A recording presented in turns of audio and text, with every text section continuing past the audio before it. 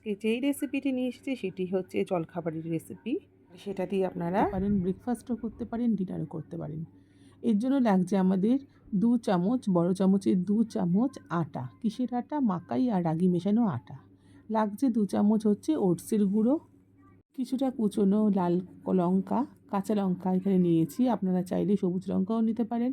তার সাথে অল্প নুন স্বাদ অনুযায়ী। তো অল্প প্লেন জল দিয়ে কিন্তু আমি ব্যাটারটা তৈরি করে ফেলবো। আর একটু ভারী ভারী হবে।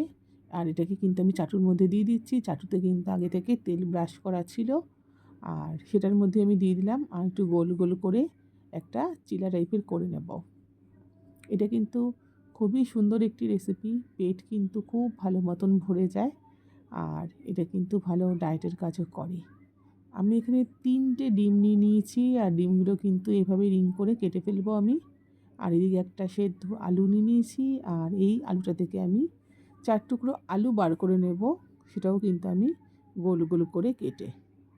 পুরো আলুটা লাগবে না, আমার ৪ পিস হলেই যথেষ্ট। আর এইদিকে কিন্তু পেঁয়াজ কুচিয়ে রেখেছি। তো একটা পিঠ হয়ে গেলে আমি আরেকটা পিঠ কিন্তু এইভাবে কিন্তু একটু চেপে চেপে নিয়ে ভেজে নেব। তারপর যেই পিঠটা ভাজা হয়ে গেছে সেটার মধ্যে কিন্তু এইভাবে কিন্তু একটা পাশে আমি ৪টে আলু দিয়ে দিলাম প্রথমে। এগুলো সেদ্ধ করা আলু। আপনারা চাইলে চিপসও দিতে পারেন, কিন্তু যেহেতু এটা হেলদি রেসিপি হচ্ছে একটা, ওই কারণে কিন্তু আমি আলু সেদ্ধ করাই নিয়েছি। আপনারা চাইলে এর মধ্যে অনেক ধরনের ভেজিটেবলসও দিতে পারেন। এতে কিন্তু পেটটা ভরবে আর খুব উপকারী হয়। তো আজকে তো আমি ভেজিটেবলস দেবো না, আজকে আমি এভাবেই করছি। আর আলু দিলাম, তারপর পেঁয়াজ দিয়ে দিলাম, তার উপরে দিয়ে দিচ্ছি সেদ্ধ করা ডিমগুলো। আপনারা চাইলে এখানে কিন্তু শসা, পেঁয়াজ, ক্যাপসিকাম এগুলো অ্যাড করতে পারেন। তো এবারে আমি এর ওপরে দিয়ে দিচ্ছি হচ্ছে চিজ। এখানে ২টো চিজ আমি এভাবে চেপে দিলাম।